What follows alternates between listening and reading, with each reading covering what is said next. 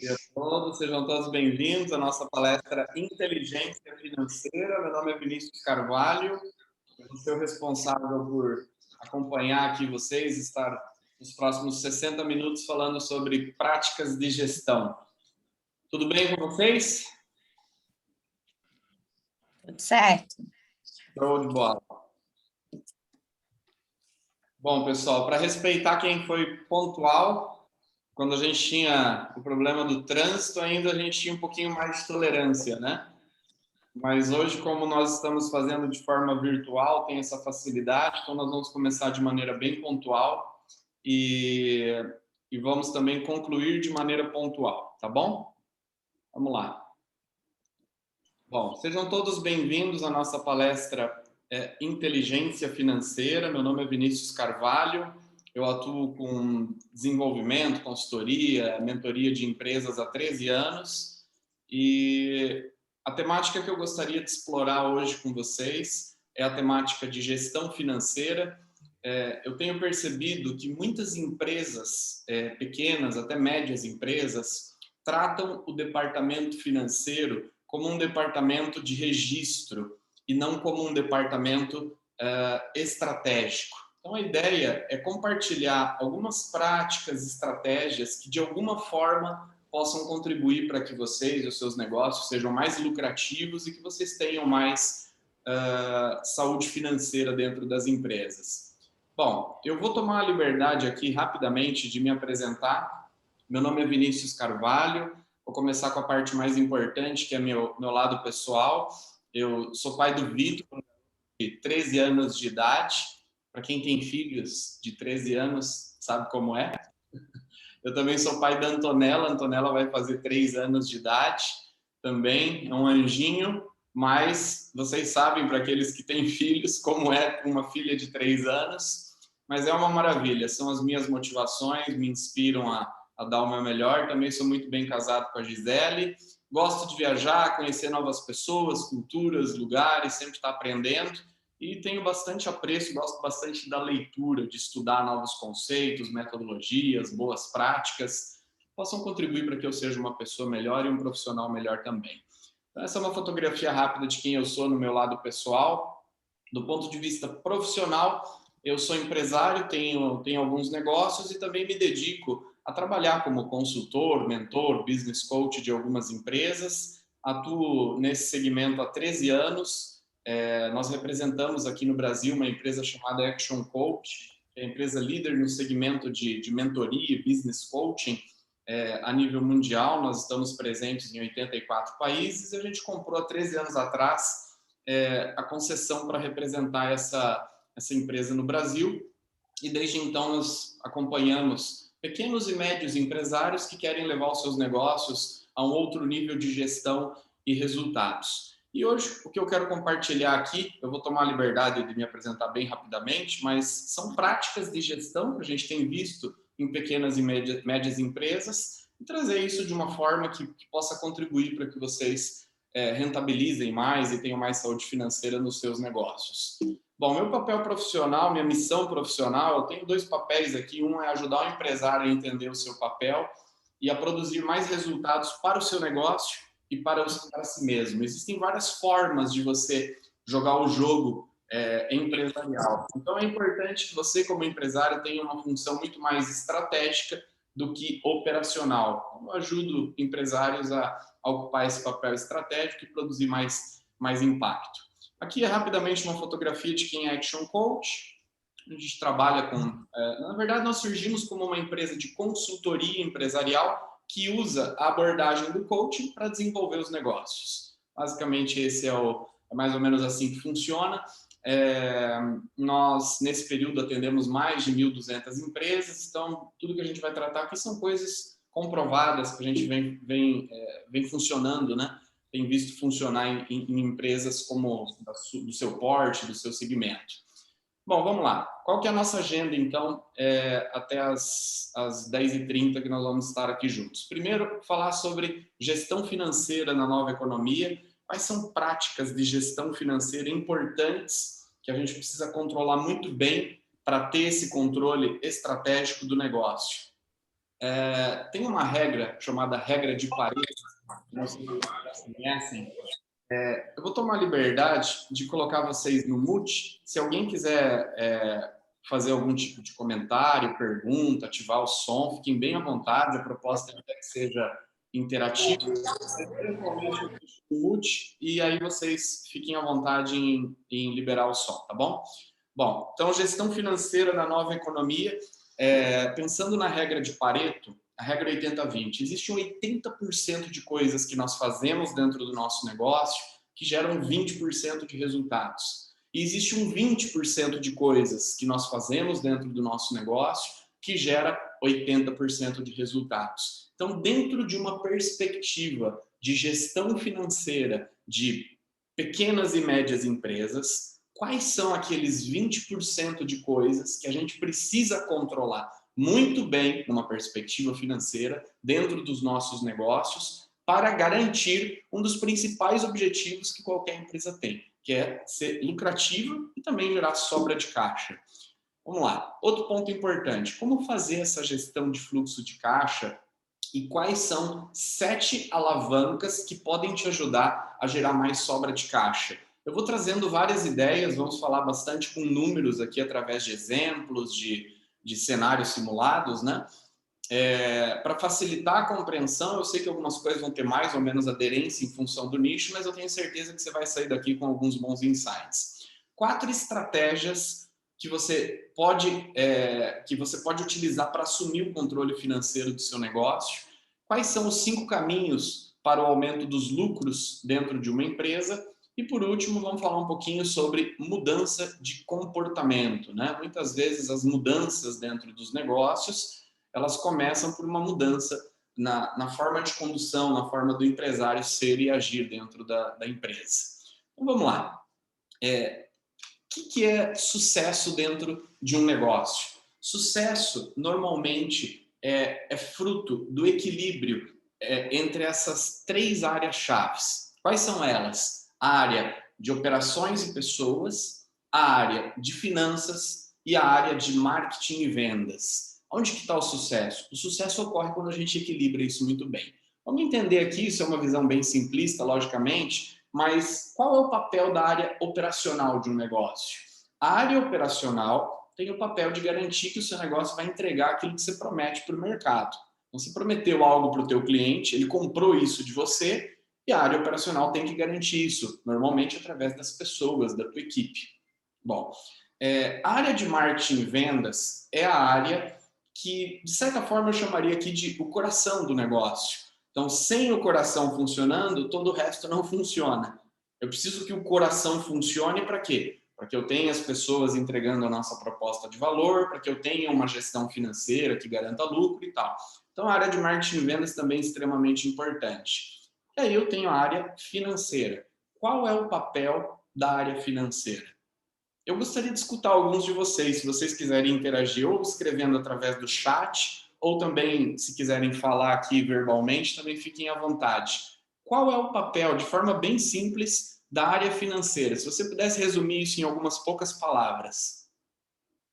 Qual o papel da área financeira dentro do teu negócio? Vou abrir aqui, ver se eu encontro o meu chat. Se quiserem digitar no chat ou se quiserem abrir o microfone, fiquem à vontade.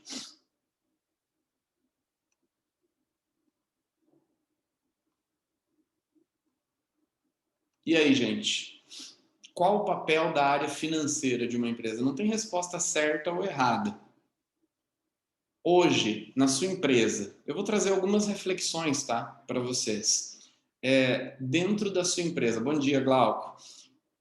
A área financeira está sendo uma área estratégica que garante o lucro do negócio e a sobra de caixa, ou a área financeira está sendo na sua empresa somente um departamento de registro, onde você contabiliza as informações? Se a gente fosse trazer uma outra reflexão, qual é o principal objetivo de uma empresa? A Duda respondeu aqui, né, na perspectiva dela, responsável por gestão e desempenho de finanças. Legal, Duda. Obrigado. Qual o objetivo de uma empresa? Uma empresa tem vários objetivos, mas no final das contas, por mais capitalista que isso possa parecer, o principal objetivo de uma empresa é garantir a lucratividade do negócio, é garantir o lucro. O lucro é o oxigênio que faz a sua empresa funcionar. Hoje, todas as camadas da sua empresa jogam o jogo do lucro? Isso é importante. Se o lucro é o meu principal objetivo, eu tenho que ter toda uma convergência de ações dentro do meu negócio que garantam que eu vou ter esse oxigênio. Não quer dizer que as pessoas não são importantes, são super importantes, que os clientes não são importantes, são super importantes, em várias coisas importantes. Só que o lucro é o que permite que o seu negócio sobreviva, cresça, promova melhores condições para a equipe, promova uma melhor experiência para os clientes. Enfim, ele possibilita todo o resto, inclusive traz retorno para os investidores, para os donos desse negócio. Quem é responsável por garantir o lucro dentro de uma empresa? A área financeira.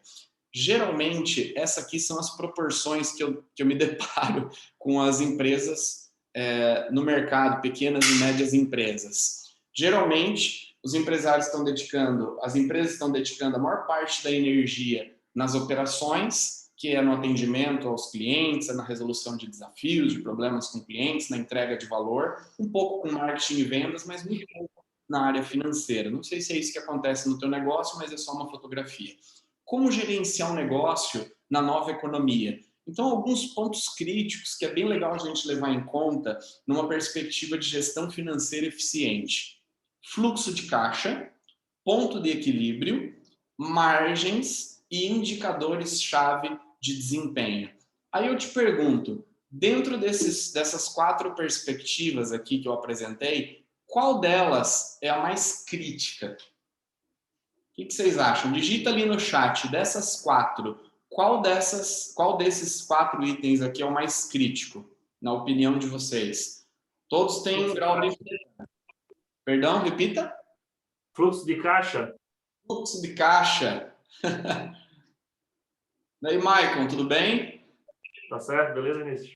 Bola, bom te ver. Fluxo de caixa, é isso aí, fluxo de caixa. Eu costumo dizer assim, ó, tem 2 tipos de morte dentro de uma empresa, a morte rápida e a morte lenta. A morte rápida é quando você não tem caixa para pagar as contas, né? Quando você não tem dinheiro naquele momento para pagar as contas. E a morte lenta é quando você não tem lucro. Mas como assim, Vinícius? Não estou entendendo esse negócio de caixa e lucro. Vamos entender um pouquinho melhor. Os 4 itens são importantes, mas o caixa, ele talvez é o mais crítico. Porque se você não tiver sobra de caixa, você pode ser uma empresa rentável, lucrativa, mas que não tem dinheiro no momento certo para assumir ou pagar os compromissos que você assumiu. O que é fluxo de caixa? É basicamente entradas versus saídas. Bom, simples assim, mas por que é tão complexo então? Por que tantas empresas têm problema de fluxo de caixa se o conceito é tão simples? Porque sai mais do que entra, talvez, né? Quais são situações? Pode falar.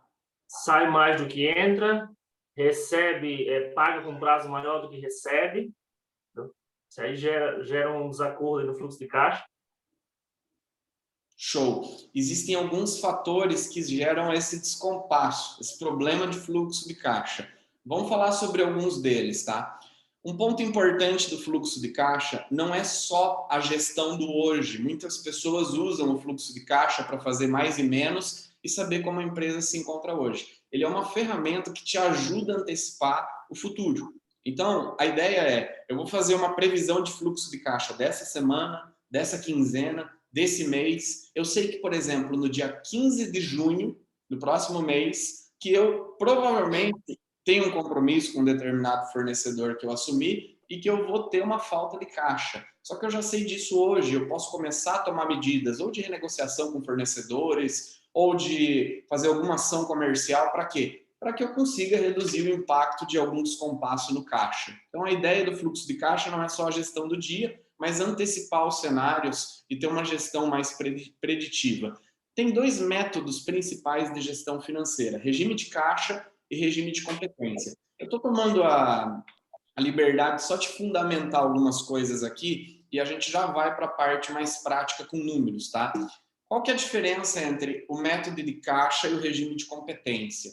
O regime de caixa é quando eu analiso aquilo que efetivamente entrou e aquilo que efetivamente saiu naquele dia. Regime de competência. Hoje, por exemplo, você vendeu 20 mil reais. Esses 20 mil reais entraram no seu caixa ou na sua conta? Muitas vezes não, porque de repente você vai receber através do cartão de crédito, ou através de um parcelamento, ou através de um boleto que vai vencer daqui 20 dias. Mas no regime de competência, eu contabilizo aquilo que foi vendido, os 20 mil. No caixa, eu contabilizo aquilo que entrou no meu caixa. Então, vamos colocar aqui alguns exemplos e trazer algumas reflexões. Pergunta importante: é possível uma empresa ter sobra de caixa e não ser lucrativa? Sim. Sim, é possível. Outra pergunta: é possível uma empresa ser lucrativa e não ter sobra de caixa? Também. Também é possível. O que é mais importante para você hoje? Ser lucrativo ou ter sobra de caixa? Ser lucrativo. Mas se você for lucrativo e não tiver sobra de caixa?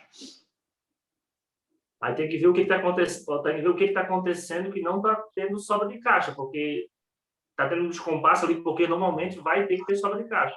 Mas deixa eu te trazer uma reflexão assim, Michael. Vamos fazer uma suposição, É. né? Vamos supor que para que você seja lucrativo, você precisa dar um prazo de 60 dias para o teu cliente. E aí, será que é interessante ser lucrativo ou eu reduzir a margem e ter caixa? Esses são Tem que os ter um equilíbrio. desafios que a Vai gente... ter que ter um equilíbrio aí. Esses são os Vai desafios. ter que ter um equilíbrio. Sim, tem que manter, exatamente, tem que manter o equilíbrio. Então, vou trazer alguns exemplos aqui, vamos colocar números para facilitar. Então, uma das ferramentas que nós temos para análise de gestão financeira é o uso da DRE, Demonstrativo de Resultados, né? Então, aqui eu tenho uma empresa que tem uma receita, um exemplo, de 200 mil reais por mês. E para ela ter essa receita, ela tem um custo de mercadoria, um custo de produto, ou um custo de serviço, independente do teu segmento, você tem um custo para gerar receita, né? Seja serviço prestado, mercadoria, produto ou de industrialização de produção de algo. Nessa empresa aqui, o CMV dela é de 140 mil, ou seja, o custo é 70%. E ela tem um lucro bruto de 60 mil reais, ou seja, 30% de margem bruta. E aí ela tem despesas operacionais para conseguir gerar essas receitas, que hoje gira em torno de 60 mil reais, e aí ela tem um resultado aqui de zero. Ela não teve nem lucro nem prejuízo nesse caso.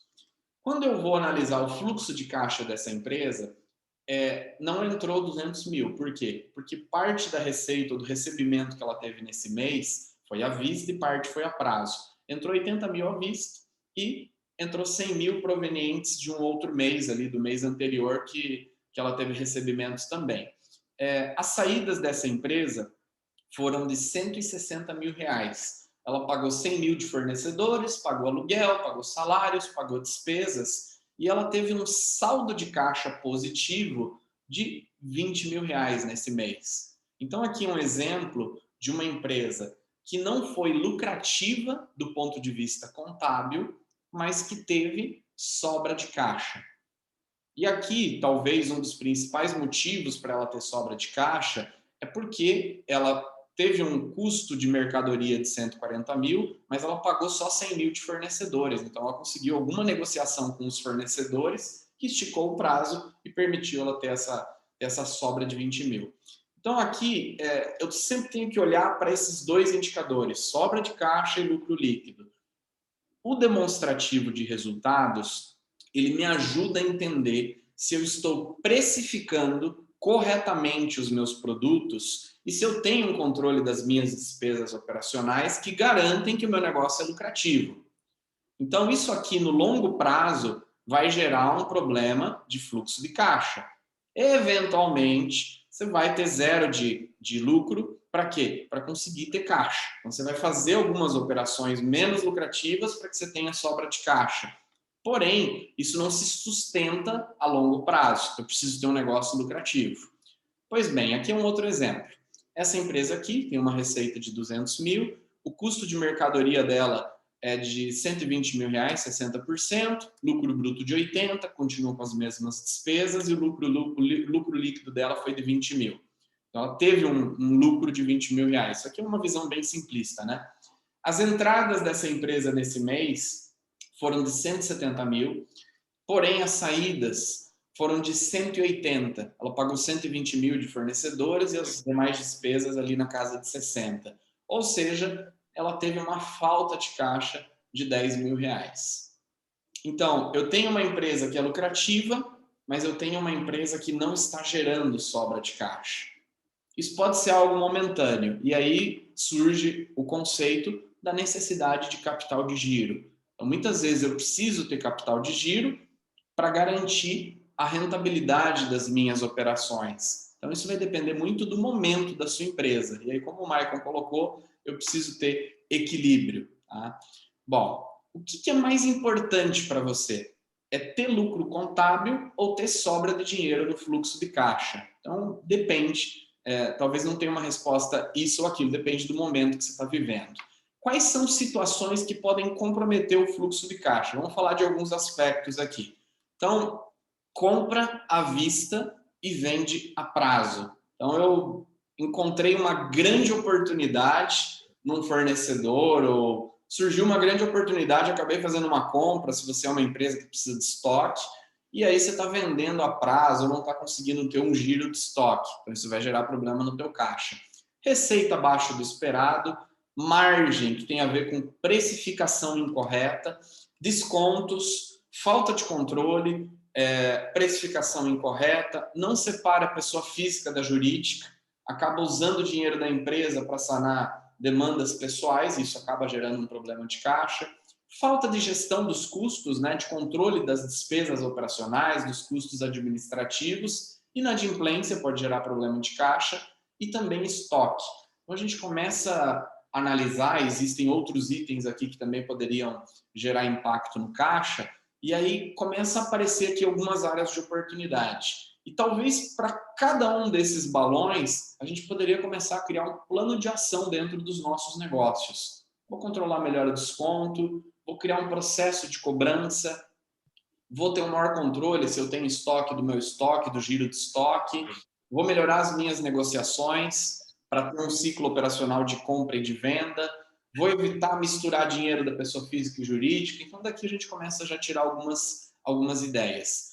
Normalmente, o que estudos trazem que são os 4 principais fatores que geram problema de fluxo de caixa? Inadimplência, estoque para quem tem estoque, receita abaixo do esperado e margem. Esses seriam 4 pontos, mas isso depende muito da realidade de cada empresa.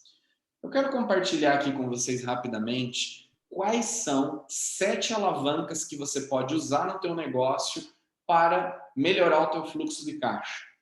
Então, analisa com calma e antes de formar algum pré-conceito em relação a algum desses itens, a gente depois vai trazer aqui uma visão mais simplista de como que você pode começar a usar cada um deles. Então, primeiro, aumento de preços.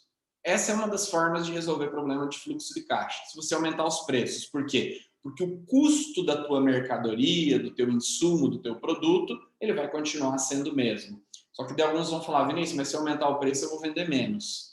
E aí eu perco receita e eu vou ter problema de fluxo de caixa. Então, você tem que entender até onde você pode ir com esse aumento de preço. Existem alguns segmentos que são mais competitivos, outros que são menos, mas é uma das formas. Segundo, aumento de volume. Então, também, vou fazer uma estratégia para aumentar o meu volume. 3, redução do seu custo de produto, do teu custo de mercadoria, renegociação com fornecedores, redução de custos administrativos, redução do prazo médio de contas a receber, e aqui é um posicionamento diferente com os teus clientes, redução do seu estoque, se você trabalha com estoque, ou aumento do prazo de contas a pagar. Então, aqui, essas são 7 alavancas que podem gerar impacto positivo no teu fluxo de caixa. Bom, a grande questão, e esse é um exercício que ele não dá para ser feito aqui, mas, às vezes, você não precisa... Vinícius, eu não consigo aumentar o meu preço em 5%, em 10%. Mas quem sabe se você aumentar em 2%? E se eu conseguir aumentar o meu preço em 2% e aumentar o meu volume em 3%, e reduzir o meu custo de produto vendido em 2%, e reduzir o meu custo administrativo em 3%, e reduzir o prazo de dias de contas a receber em 2 dias somente, não em 10, não em 15, 2. E conseguir reduzir o meu tempo de estoque, se você trabalha com estoque, em 2 dias, ou aumentar o prazo de contas a pagar em 3 dias. Qual seria o impacto no teu fluxo de caixa anual com algumas medidas e ajustes simples? Que às vezes a gente fica pensando, não, precisa aumentar em 10%, precisa aumentar em 15%. Não, às vezes são ajustes finos, é uma unidade, é 1%. Quanto que isso pode gerar de impacto numa perspectiva de 12 meses dentro do meu negócio? Nós temos aplicado esse tipo de modelo dentro das empresas e o impacto é impressionante, gente. Como uma mudança de 1 ou 2% pode trazer de impacto na sobra de caixa. Bom, eu gosto de fazer a seguinte analogia quando a gente fala em gestão financeira ou na gestão de um negócio. A analogia com uma partida de futebol. Quando você tem uma equipe de futebol, normalmente você pode usar 2 tipos de estratégias. Quais são as 2 estratégias que um time pode usar?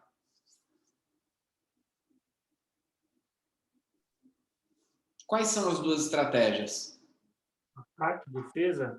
É normalmente isso. Ou você ataca, ou é um time que joga mais no ataque, ou é um time que joga mais na defesa.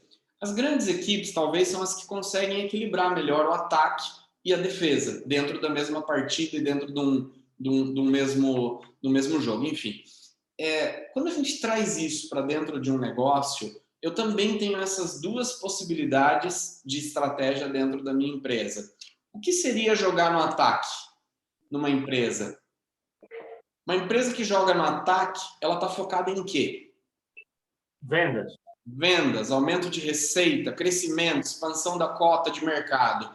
E uma empresa que está jogando na defesa, ela está focada em quê? Custos. Custo, gestão financeira, gestão de custos, gestão eficiente.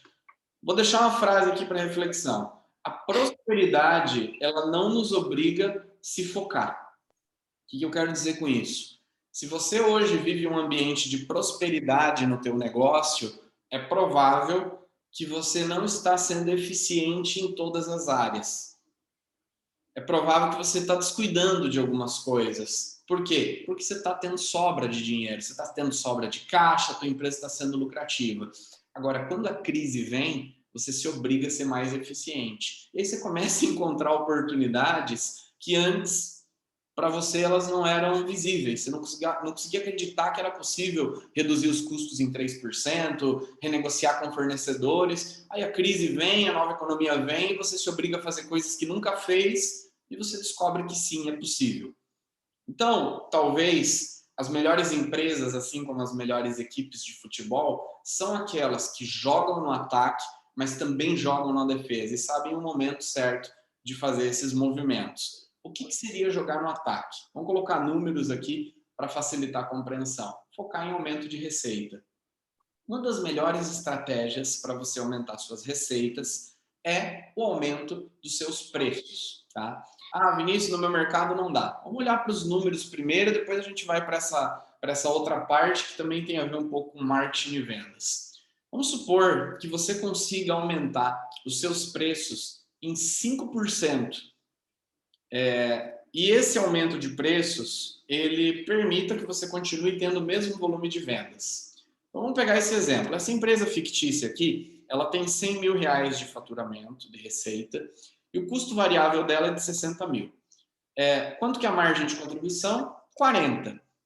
Eu tenho um custo fixo aqui para operacionalizar esse negócio de 35, sobrou 5. Se eu aumento os meus preços em 5%, o meu custo de mercadoria vendida, ele aumenta? Não. Não. Ele não aumenta, ele continua o mesmo. Né? Então, na prática, o que isso quer dizer? Que o meu custo variável fica o mesmo, a minha margem de contribuição, que era de 40, vai para 45, o meu custo fixo continua igual, 35 mil, e eu vou ter um aumento de lucro nesse negócio de 5 para 10 mil reais. Na prática, o aumento de 5% nos meus preços, mantendo o mesmo volume de vendas original, permite que você aumente em 100% o lucro?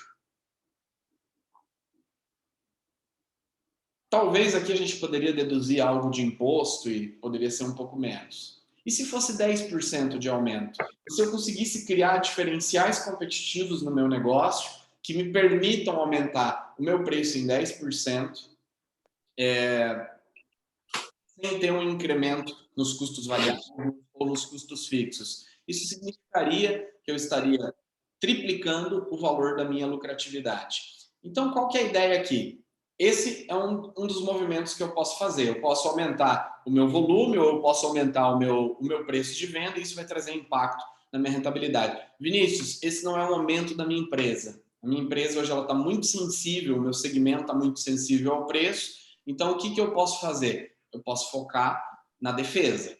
Olha que interessante. Eu tenho essa mesma empresa que fatura os seus 100 mil reais por mês e eu vou focar na defesa. O que significa focar na defesa? Eu vou ter que descobrir alguma maneira de renegociar ou de buscar a redução nos meus custos variáveis. No meu custo de mercadoria, nos meus fornecedores, eu vou ter que me mexer e buscar alternativas.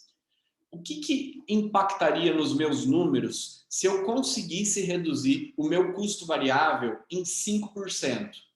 Então, ele sai aqui de 60 para 55. Na prática, isso significa que, se você reduzir os seus custos variáveis em 5%, você pode faturar 88 mil, que você continua tendo o mesmo 5 mil reais de lucro. Então, uma redução no teu custo variável de 5% permite que você fature 12% a menos, que você vai continuar tendo o mesmo lucro. E aqui é interessante que é o seguinte, quando você fatura menos, isso também permite que você reduza alguns custos fixos. Ou porque você vai poder reduzir o teu quadro de pessoas, ou a tua infraestrutura, ou algum tipo de custo.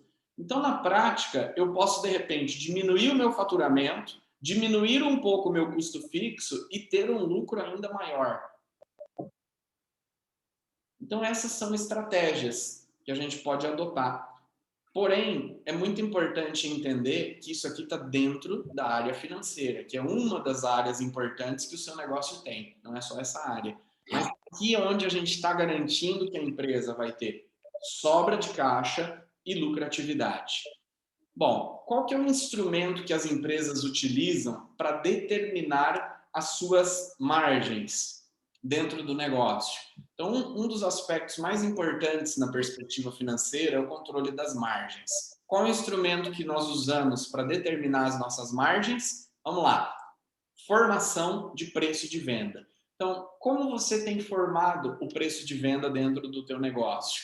Eu vou compartilhar com vocês uma metodologia que você pode utilizar para fazer essa formação de preço de venda. Então, eu coloquei aqui alguns números para dar contexto. Então, o que eu preciso para formar o meu preço de venda? Preciso de uma média do meu faturamento. Essa empresa fictícia aqui, ela tem 500 mil de faturamento. E preciso fazer um levantamento das minhas despesas fixas, médias, dos últimos 6, 12 meses. Faz um levantamento.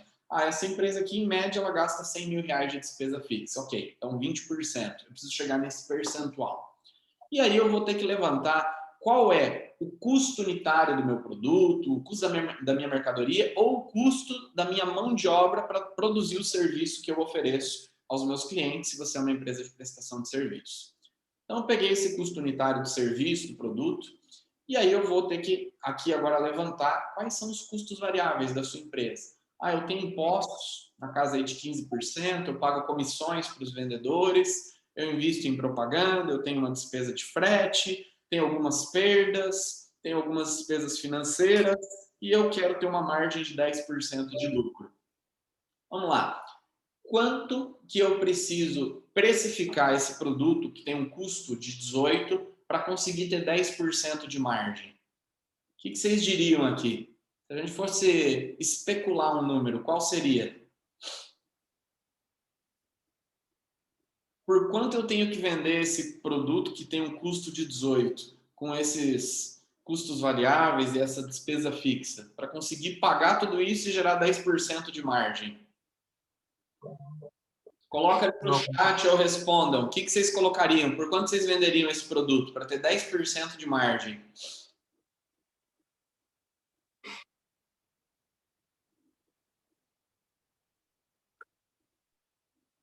Vamos lá, gente. E aí? Eu perdi aqui o fio aí. Perdi no custo variável aí. Eu tenho um custo unitário de produto de 18%. Minhas despesas fixas, em média, são de 20%. E aqui são os custos variáveis da minha empresa, que conforme eu venda mais, eu vou pagar mais. Se eu fosse especular um número, que número eu venderia? Por quanto eu venderia esse produto de 18% para ter 10% de margem? Por quanto que vocês venderiam esse produto? Olha só que interessante. Alguns falam assim, eu escuto as pessoas falarem, eu aplico 100%, eu ganho 100% de margem, então eu venderia por 36% e ganharia 100%. Esse é um conceito meio falho, né?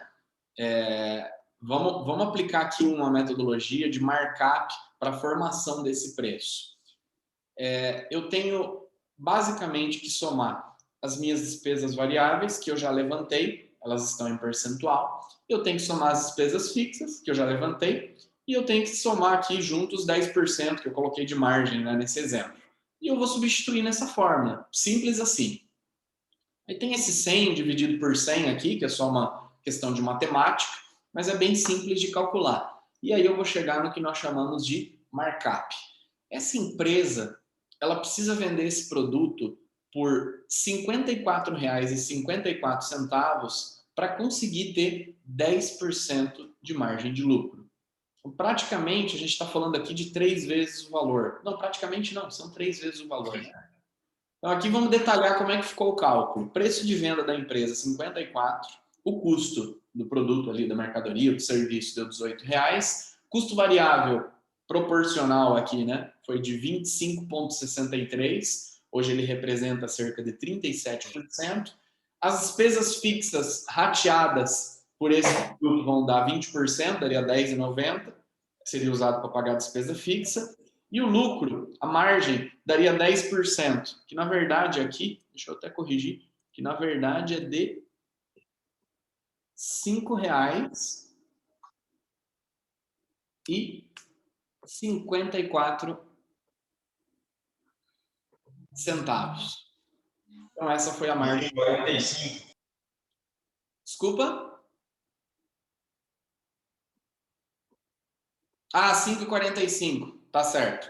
Exatamente. Então eu fico aqui com R$ 5,45 de margem. Então esse é o nível de detalhe e de gestão que eu tenho que ter da minha precificação para entender como cada produto contribui para o lucro, como cada produto contribui para o custo fixo da empresa e qual é o percentual de custo variável que está sendo consumido conforme eu aumento o meu preço, o meu volume, o meu preço de venda. Então aqui a gente falou um pouquinho sobre margens. Outra questão que eu queria trazer para vocês aqui é o seguinte: 4 estratégias fundamentais para que você assuma o controle financeiro do seu negócio. Então vamos lá. Quais são 4 estratégias? Primeira, e talvez se você tiver que começar por algo, é por isso aqui: planejamento orçamentário. Muitas empresas, ou pequenas e médias empresas, acham que o planejamento orçamentário ele é uma estratégia, uma prática só de grandes empresas. Qualquer empresa pode ter plano orçamentário. Para que serve o plano orçamentário? Você vai fazer um levantamento de todos os custos da sua empresa, você vai olhar para o histórico do seu negócio e você vai determinar, com base nas projeções que você estima, pessimista, realista, otimista da sua empresa para o próximo ano, você vai determinar qual que é o orçamento que você vai destinar. Deixa eu explicar isso aqui colocando números, né? Então, eu olho para o histórico da minha empresa e eu vou olhar quais foram as minhas receitas nos últimos 12 meses, quais foram as minhas despesas fixas, variáveis, e com base nisso, eu vou estipular quanto que eu quero gastar daqui para frente. E eu vou estipular também um limitador de gasto. Então, sempre que a minha despesa for superior àquele limitador de gasto, alguém vai ter que prestar conta. Então, você vai pegar todas as linhas do teu fluxo de caixa, você pode fazer com base em caixa e com base em competência, do teu plano de contas, todas as linhas, e vai ter um valor que você vai estipular, que é o máximo que você está disposto a gastar para aquilo. E aí, mensalmente, vai ter uma pessoa que fica responsável dentro do teu negócio, que pode ser o financeiro, por, olha, informar que aquele gasto está dentro do limite ou está acima do limite. Então, você não faz uma gestão aberta, você tem um orçamento e tem uma cobrança em cima desse orçamento. Então, mensalmente, depois que eu tenho o orçamento, eu vou acompanhando aonde eu estou conseguindo cumprir a meta de gastos, o teto, e aonde eu estou passando, de repente, por conta de alguma mudança de mercado, ou de alguma situação do negócio, ou por conta de alguma ingerência da empresa. Então, a ideia do orçamento é isso, é que você assuma o controle das finanças, visando essa garantia de que lá no final você vai ter a lucratividade e a sobra de caixa que você deseja. Para você começar de uma forma mais simples, você pode começar criando uma previsão também de fluxo de caixa semanal. Ah, Vinícius, eu ainda não tenho esse controle, quero já começar a fazer algo dentro da minha empresa para começar a antecipar cenários. Então começa segunda-feira, primeiro horário, você vai determinar aquele horário, você vai criar um bloco de tempo de 1, 2 horas dentro da tua empresa, para que você estime tudo aquilo que você tem a receber durante essa semana, tudo aquilo que você tem a pagar, você vai envolver as pessoas-chave da sua empresa e você vai já definir um plano de ação para a semana, caso haja um descompasso no teu fluxo de caixa. Por quê? Porque qualquer ação que você venha implantar dentro do teu negócio, muitas vezes não vai ficar restrita ao financeiro. Você vai ter que acionar o comercial para fazer alguma ação de geração de fluxo de caixa, você vai ter que acionar o responsável pelo estoque para eventualmente colocar produtos ou itens de menor giro para serem comercializados, você vai ter que acionar o financeiro para fazer uma renegociação com fornecedores, mas eu não espero o problema acontecer para ter uma reação, eu já ajo de forma antecipada, preventiva. Então, depois que eu começo a fazer isso uma vez por semana, depois eu vou começar a fazer isso uma vez por quinzena, até chegar ao ponto que eu começo a fazer isso uma vez por mês, até que chega ao ponto que eu começo a implantar o orçamento e ter essa rotina, essa gestão mais controlada dos números. Então, primeiro, controle financeiro, previsão orçamentária, previsão de fluxo de caixa semanal. Segundo, acompanhamento diário do ponto de equilíbrio. Esse aqui é um ponto interessante. O que significa ponto de equilíbrio? É o ponto onde a sua empresa não tem lucro e não tem prejuízo. Acima disso, você começa a ter lucro e abaixo disso, você começa a ter prejuízo. É o ponto zero, né? Bom, vamos pegar um exemplo. Tem uma empresa fictícia que precisa fazer 100 transações por mês para alcançar o ponto de equilíbrio. E ela trabalha 20 dias úteis. Qual é o ponto de equilíbrio diário dessa empresa? 50? 5. 5. 5. Tá. Se eu preciso fazer 100 por mês, divido por 20 dias, 5. Segunda-feira, eu fiz 0 transações. Quantas eu preciso fazer na terça? 10. 10. Ou eu divido pelo resto de dias úteis que eu tenho no mês. Essa empresa, nesse cenário de 5 transações diárias, com que frequência ela tem que olhar o ponto de equilíbrio dela? Diariamente. Diariamente. Muita gente analisa o ponto de equilíbrio uma vez por mês e usa ele, ou essa ferramenta, como uma ferramenta de análise histórica, olhando para trás. Só que se você usar ela uma vez por mês, você não tem como mudar dentro do teu mês corrente. Agora, se você olhar para ele ou tiver gente na tua empresa monitorando isso diariamente, você certamente vai ter uma pressão positiva muito maior para conseguir bater as suas metas. Então, essa é uma ferramenta de gestão financeira, mas que tem tudo a ver com a área comercial. Se eu não estou batendo a meta, eu vou acionando e vou mantendo esse alinhamento, essa comunicação. Então, não use o ponto de equilíbrio, a análise de ponto de equilíbrio, como uma ferramenta histórica. Use como uma análise de indicadores que são preditivos, que determinam aquilo que você quer alcançar. 3. Não conceda descontos, crie a sua USP. Esse é um conceito de marketing, tem a ver com finanças, mas é marketing, porque o desconto talvez é a principal forma de quebrar uma empresa, né? Porque ele afeta basicamente o teu lucro e afeta o teu fluxo de caixa. Então, ele gera impacto negativo sobre esses dois aspectos. Bom, mas como é que eu faço para não dar desconto e continuar sendo competitivo? Então, eu preciso definir quais são os diferenciais que me tornam únicos frente à minha concorrência.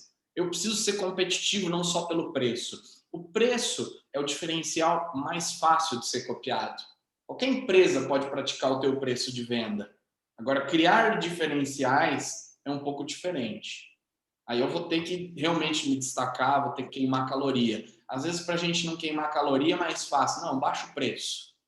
Baixa o preço que é mais simples. Então, quais são os teus diferenciais que muitas vezes vão justificar o seu cliente, inclusive, estar disposto, em algum momento, não sempre, a pagar um pouco mais pelo teu produto, pelo teu serviço? Qualquer empresa que abre as portas só deveria abrir as portas se realmente tivesse algum diferencial para oferecer ao mercado. Então, USP significa Unique Selling Proposition, proposta única de valor. Existem várias formas aqui, né, da gente, por exemplo, vender esse produto que é o café. Pode vender o café como um commodity, como um grão, e como commodity o preço dele talvez seria de 0,01 centavos por xícara, né, pensando no grão. Se eu vendê-lo como produto, numa gôndola de supermercado, talvez seria na faixa de 0,50 centavos por xícara. Aqui essa informação acho que já está meio desatualizada, né?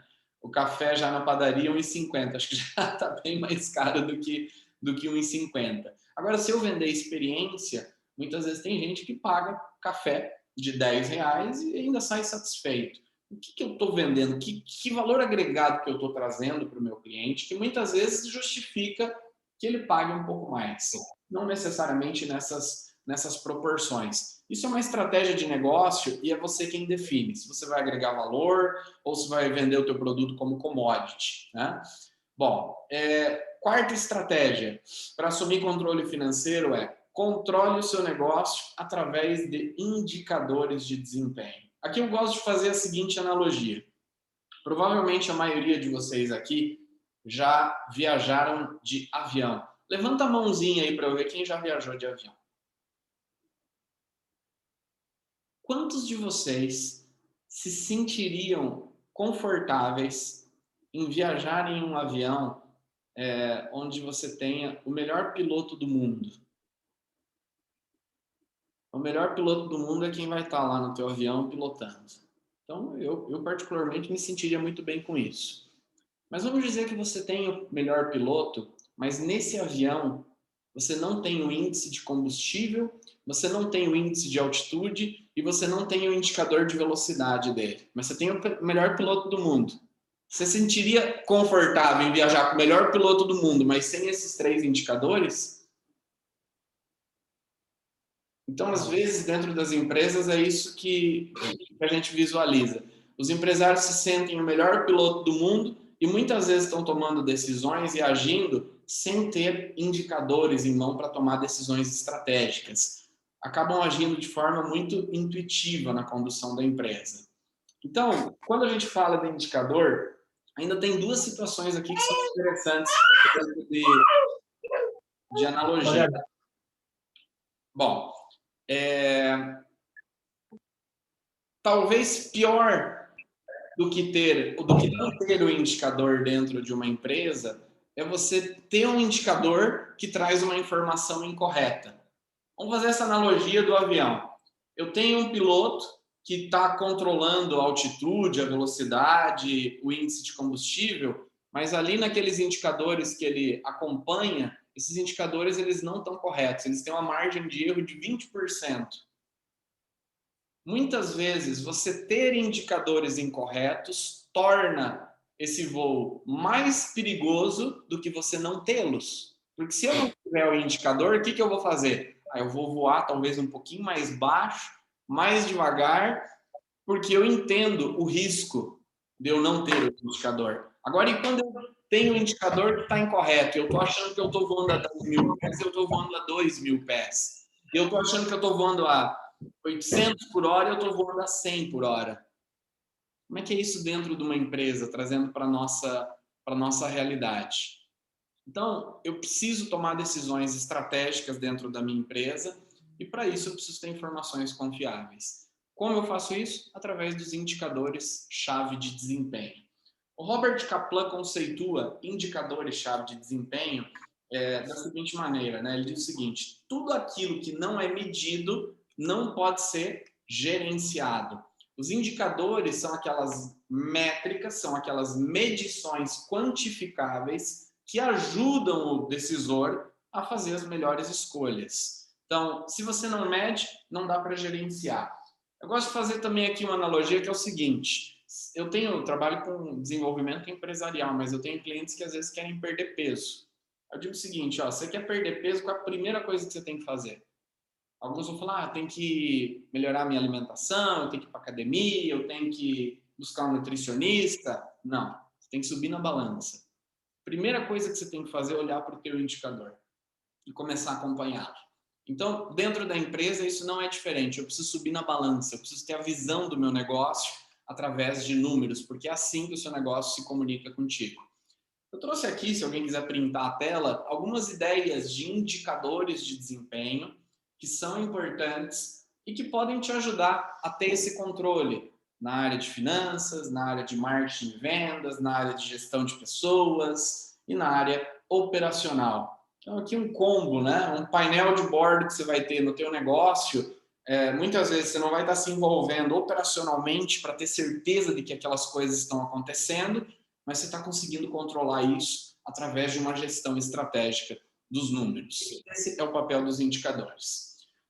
Bom, um dos grandes desafios que algumas empresas estão vivendo hoje, né? Esse desafio de ter que se reinventar, de fazer coisas diferentes, de continuar gerando fluxo de caixa e crescimento em momentos de crise, é o desafio de se manter, de se reinventar. Então, eu quero apresentar para vocês uma metodologia que nós chamamos de os 5 caminhos para o aumento dos lucros. Tem um pouco a ver com finanças, tem um pouco a ver também com marketing e vendas, tá?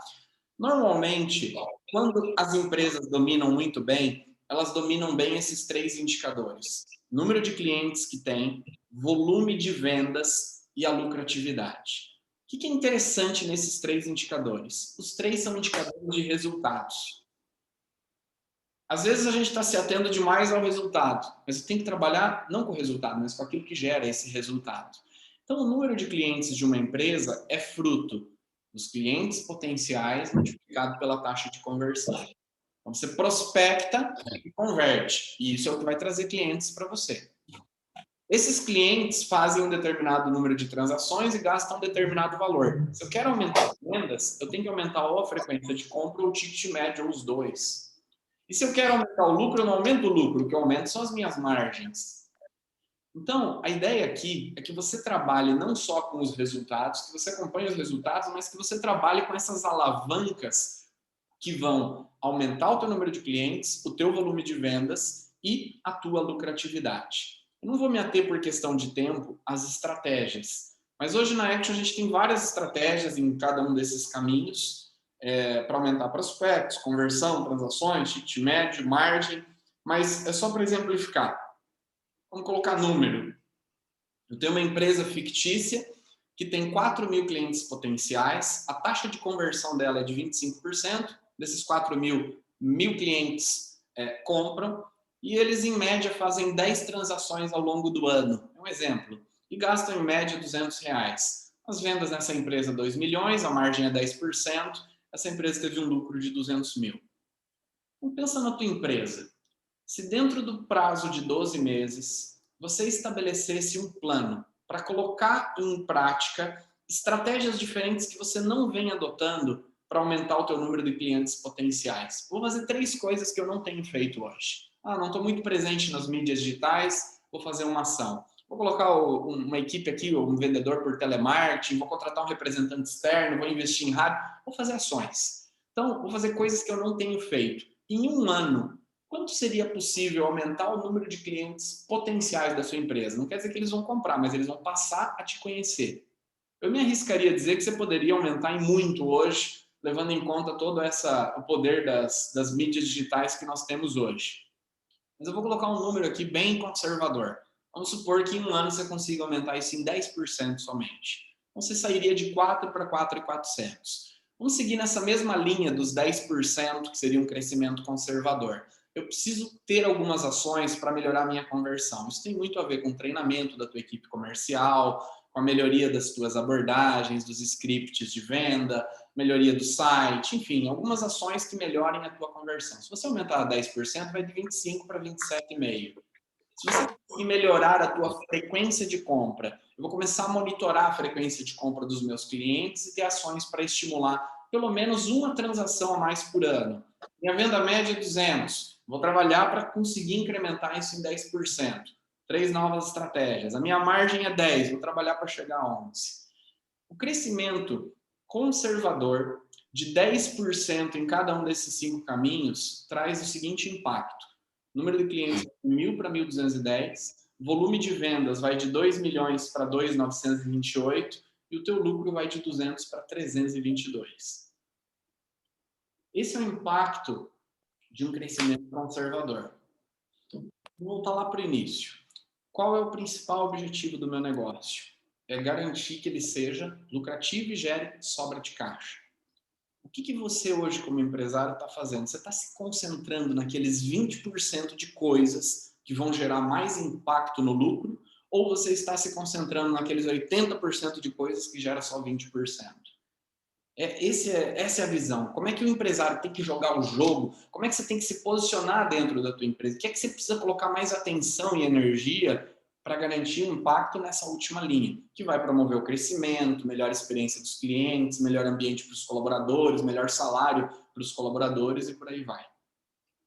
Bom, resultados obtidos, 21% de aumento em clientes, 46% em vendas, 61% no lucro. Então, o crescimento conservador. Ah, Vinícius, eu quero ir para eu sou uma empresa que tem o potencial para crescer muito mais do que 10%. Eu tenho escalabilidade, posso crescer. Vamos fazer uma brincadeira aqui. Vamos colocar se fosse um crescimento de 50%, não de 10%. Eu aumentaria meu número de clientes potenciais de 4 para 6, minha conversão de 25 para 37,5, transações de 10 para 15, venda média de 200 para 300 e a margem iria de 10 para 15. Para muitos, isso até é uma realidade, talvez não em um ano, pode levar um pouco mais de tempo, mas seria possível se você estabelecesse um plano sólido e efetuasse um acompanhamento disso. Olha o impacto que nós teríamos. Essa empresa sairia de 1.000 para 2.250 clientes, as vendas sairiam de 12 milhões para 10 milhões e 125 e o lucro sairia de 200 para 1.518. Então, essas são as alavancas que podem determinar um crescimento dentro do teu lucro. Aqui seria em percentual o crescimento dessa empresa. Bom, para a gente concluir, em que você precisa se transformar para ter essa empresa altamente rentável? Quão longe o teu negócio pode chegar? Então, se você fizesse o seguinte exercício agora, qual o número máximo de clientes que a sua empresa poderia atender mensalmente? Qual o potencial máximo de faturamento que a tua empresa poderia alcançar? Estou falando de potencial, mais longe que você poderia chegar com esse negócio. Qual a maior lucratividade que o seu negócio poderia ter? E quando eu pergunto isso para empresários, muitos me confessam que não estão conseguindo alcançar esse máximo de potencial. E por que a maioria não alcança esse potencial máximo daquilo que seria possível? Tem uma fórmula que eu gosto muito, que é ser multiplicado por fazer é igual a ter. Então, o ter são esses resultados que a gente gostaria de alcançar. Ah, eu tenho um plano, uma meta de alcançar esse resultado em 1, 2, 3, em 5 anos. Então, aqui eu fixo os meus objetivos, que são desafiadores, que me tiram da zona de conforto, que me emocionam e que eu vou buscar. Beleza. Muitos também já sabem o que precisa ser feito. E aí tem até um plano, tem uma clareza de quais são as práticas que poderiam adotar para ter esses resultados. Mas por que não fazem? Por que não estão alcançando? Porque tem um grande desafio no ser. A maioria das empresas, dos empresários que eu conheci nesses últimos 13 anos, que não estavam alcançando o máximo de potencial do negócio, não era porque eles não sabiam qual eram os objetivos e o potencial do negócio, não era porque eles não tinham conhecimento, entendimento do segmento, entendimento de práticas de gestão. Algumas coisas eles sabiam, outras não, mas nada que fosse muito, né, um gap de conhecimento muito grande. Mas o grande desafio estava aqui, ó, no ser. Porque muitas vezes nós não somos aquela pessoa com aquelas características que vai conseguir fazer tudo isso acontecer e performar para ter os resultados. Então, na maior parte aqui da nossa palestra, eu falei muito sobre práticas de gestão financeira, sobre o fazer. Só que se você não mudar comportamento, não desenvolver uma outra forma de pensar o seu negócio, de conduzi-lo, de mentalidade, se você não buscar esses conhecimentos e essa identidade diferente de condução, não vai conseguir muitas vezes fazer o que precisa ser feito. Eu gosto de usar o seguinte exemplo. Eu tenho um desafio tamanho número 8 que eu preciso resolver. E eu sou ou melhor, um tamanho 5, um desafio de tamanho 5. E eu sou uma pessoa de capacidade de determinação 2 para resolver um problema de tamanho 5. Como que eu vou ver esse problema? Como algo pequeno ou grande? Se o problema é 5 e eu sou 2, é mais do que o dobro da minha capacidade para resolver. Agora eu tenho o mesmo problema de tamanho 5 e eu tenho uma capacidade de determinação número 8 para resolvê-lo. Como é que eu vou ver esse problema? Como algo que pode ser facilmente resolvido. Ou se eu tenho capacidade 10 para um problema 5, como algo que está na minha rotina e nem me incomoda mais. Eu faço isso naturalmente. E certamente todos vocês que estão aqui hoje já evoluíram em vários aspectos do negócio. E coisas que antes tiravam o sono de vocês, hoje já não tiram mais. Porque vocês se desenvolveram para superar esses desafios. Só que esse processo de desenvolvimento do ser, ele é contínuo. E a limitação do crescimento da tua empresa muitas vezes está diretamente ligada à tua limitação de crescimento. Desculpa a força da expressão. Empresários acima da média vão ter empresas acima da média. Empresários medianos vão ter empresas medianas. Empresários medíocres vão ter empresa medíocre. Não tem... Essa matemática não fecha. Se eu sou um empresário de nível 2, eu não vou ter empresa de nível 10. Então, o processo de mudança, de desenvolvimento de um negócio sempre começa pelo ser, que vem acompanhado do fazer, do planejamento e aí também dos resultados. Aqui só finalizando, gente, qual que é a diferença então do ensino tradicional e do business coaching? Vou trazer um pouco do que a gente faz só para dar contexto, de repente você também pode extrair alguma ideia. Normalmente o ensino tradicional, ele foca muito no conhecimento, né? Uma leitura, um curso. Só que às vezes eu também preciso desenvolver, além dos conhecimentos, comportamentos, habilidades, competências, atitudes de alta performance que vão me levar até os resultados. Onde que o coaching trabalha, e um pouco do objetivo que eu trouxe nessa palestra, não é só fomentar conhecimento, mas que vocês entendam a importância dos comportamentos nesse processo de mudança, das habilidades, das competências de gestão que precisam ser desenvolvidas e das atitudes de alta performance para construção de resultados. Bom, vamos lá. Fechando a nossa palestra, vou tomar a liberdade aqui, 30 segundos. Hoje a Action Coach atua com o desenvolvimento de pequenas e médias empresas através de programas de mentoria empresarial e com empresas maiores através de programas de coaching executivo, mais focado na parte de gestão e liderança. Essas aqui são algumas empresas com as quais a gente já trabalhou, distribuidores, indústrias, empresas da área de tecnologia, empresas que estão aí no ramo, no segmento de prestação de serviços, empresas do varejo, atacado, alimentação, entretenimento, empresas no ramo de construção civil. Então, são alguns negócios, só para dar um pouco de solidez a esse trabalho que a gente faz e também para justificar esses conceitos que a gente está apresentando. O que eu gostaria de oferecer, a gente vai oferecer para 5 empresas aqui presentes, a possibilidade de você fazer um diagnóstico de gestão do seu negócio. Então, sempre que nós fazemos um evento, como nós fazemos parte de uma rede, de uma franquia que é a Action Coach, ela nos subsidia na realização de alguns diagnósticos grátis para empresas. Então, nós vamos dedicar um profissional para fazer uma análise do teu negócio. São mais de 100 itens de gestão que podem ser analisados na área de finanças, vendas, lideranças, processo e equipe. E, ao final, você recebe um mapa de oportunidades, uma sugestão de plano de ação de como você pode aprimorar essas áreas de oportunidade. Então, nesse diagnóstico, muitas vezes é a oportunidade de você, olha, Vinícius, eu achei interessante, só que eu quero agora trazer isso para dentro da realidade do meu negócio. Essa aqui é a forma que eu controlo os meus números, quais são sugestões. Então, aqui, como temos várias empresas, eu trato do assunto de forma um pouco mais ampla. No diagnóstico, você vai ter oportunidade de estar ali cerca de 1h30, 2 horas com um profissional, olhando para o teu negócio e trazendo sugestões, né, do que você pode melhorar, estratégias, ideias de como aprimorar. E, ao final, tendo esse documento com um mapa de oportunidades, também com a sugestão de um plano de ação. Para aqueles que tiverem interesse em fazer esse diagnóstico, não tem custo algum, não tem nenhum tipo de compromisso aqui com isso, né, de compra de qualquer tipo de serviço ou produto, tá? Eu vou pedir para o pessoal aqui da empresa colocar aqui no chat o link de um formulário de interesse. A gente vai estar restringindo a 5 empresas, mais por capacidade de entrega e tempo. Então, para aqueles que tiverem interesse, basta clicar nesse link, vai jogar para um formulário. Esse formulário nos ajuda a entender um pouquinho melhor o teu negócio, os desafios que você tem. Então, se tiver interesse, fique à vontade.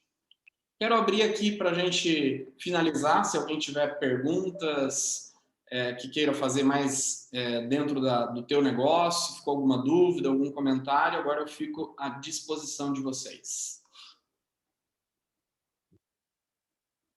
Dúvidas, comentários?